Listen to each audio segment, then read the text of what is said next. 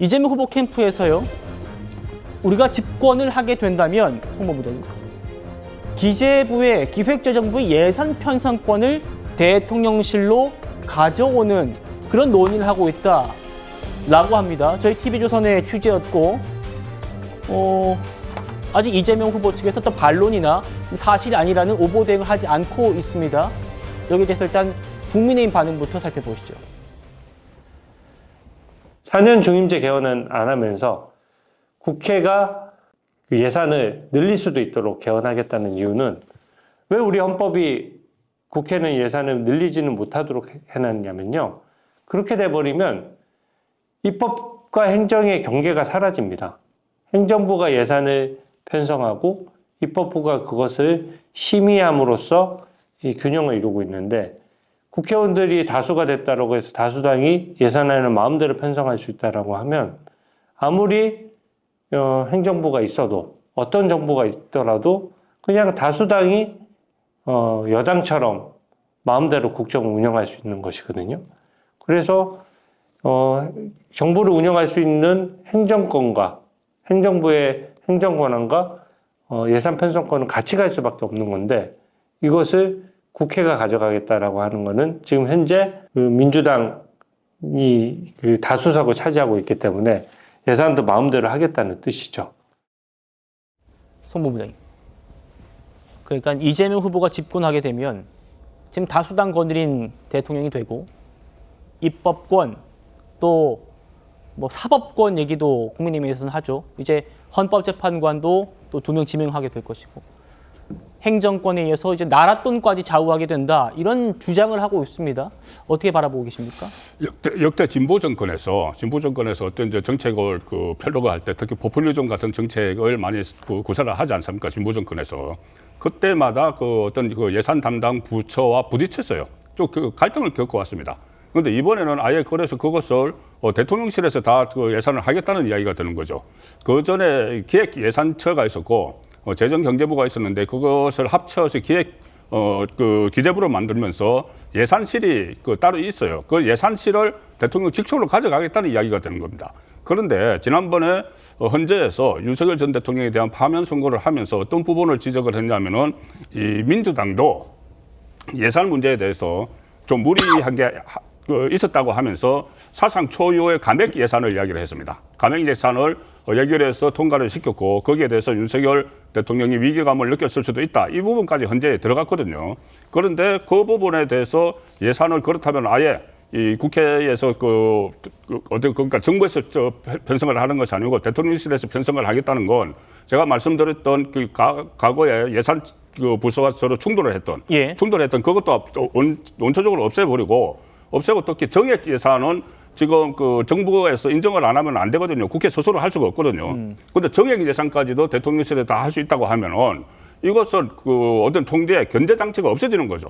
대통령실에서 이 일종의 포퓰리즘 법안이나 국가 재정에 큰 부담을 주는 국가 재정에 부담을 줄까봐 진보 정권에서도 예산처에서는 거기에 대해서 반대를 계속 제동을 걸었었어요. 네. 그런데 그 장치를 지금 없애버리겠다고 하는 것은 무소불위의 지금 대통령 권한이 너무 과다하다고 해서 권한 축소가 지금 논쟁이 되고 있는데 예. 오히려 대통령 권한을 더 늘리는 그런 상황으로 가려고 하는 것이죠. 저 정책을 그대로 추진을 한다면. 예, 제가 문재인 정부 청와대 출입할 때도요.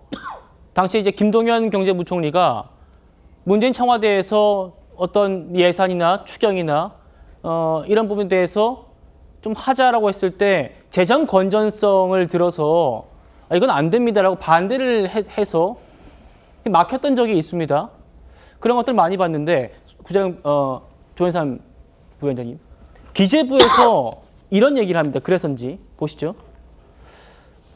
그동안 기재부가 재정 건전성 등을 이유로 정권이 원하는 대로 추경을 하지 않았더니 이제 그 예산 편성권 권한을 직접 가져가겠다는 거냐 하면서 사실상의 보복이다. 이런 얘기까지 해요. 기재부에서. 어떻게 말씀 주실까요? 보통 우리가 기재부라고 하면 모피아라는 표현도 많이 하죠. 기재부 고위 공무원을 중심으로 해서 일종의 패거리, 세력 같은 것이 결합되어 있다는 말씀들을 많이 하십니다. 그들은 보통 재정 건전성을 굉장히 많이 강조하죠. 앞서 지금 국민의힘 주진애 의원이 예산 편성권은 행정부에게 있다고 했잖아요. 행정부의 수반은 누굽니까? 대통령이에요. 국민이 선출한 대통령이 행정부의 수반으로서 예산 편성에 영향을 미칠 수 있는 것이 당연한 겁니다. 예산 편성은 대통령이 추구하는 정책과 방향성에 큰 영향을 미칠 수밖에 없는 것이죠. 그런 측면에서라고 한다면 저는 뭐 예산 편성과 그런 집행과 관련해서는 뭐 대통령의 의중도 충분히 반영될 필요성이 분명히 있다.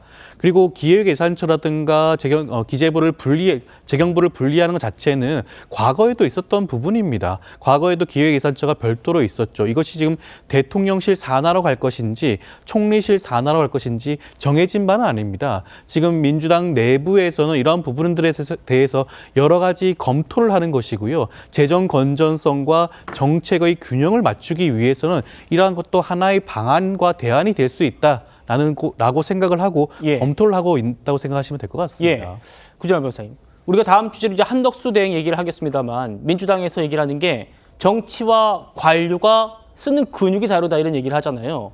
지금 예산을 편성하고 재정 건전성을 따지고 이런 것들은 공무원들의 전문성이 있는 거거든요. 근데 그걸 이제 정치가 가져가겠다, 대통령실이 가져가겠다, 지금 이런 얘기를 하고 있어서 이게 지금 마치 뭐 어떤 뭐 정권이 추진하고 싶은 그런 정책들 이게 소위 이제 포퓰리즘으로 비판받을지언정 그건 견제 장치 없이 이렇게 하게 되는 거란 말입니다. 어떻게 바라보고 계세요?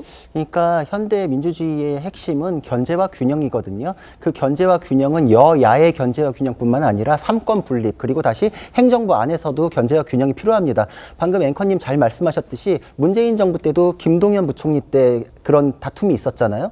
그리고 다시 또 그 뒤에 홍남기 부총리하고도 있었어요. 그렇죠. 왜냐하면 전문가가 보기에 이러면 빵꾸 난다는 거거든요. 근데 기획재정부를 공격할 문제가 아니에요. 그 예산이 남아돌면 기획재정부 공무원들이 챙겨가서 뭐 집에 가서 씁니까? 국가 이 시책 이게 잘못되면은 나라 전체가 장기적으로 망하는 길로 갈 수밖에 없으니까 그 행정부 안에 몸담고 있으면서도 이건 정말 아니되옵니다 이렇게 하는 거거든요.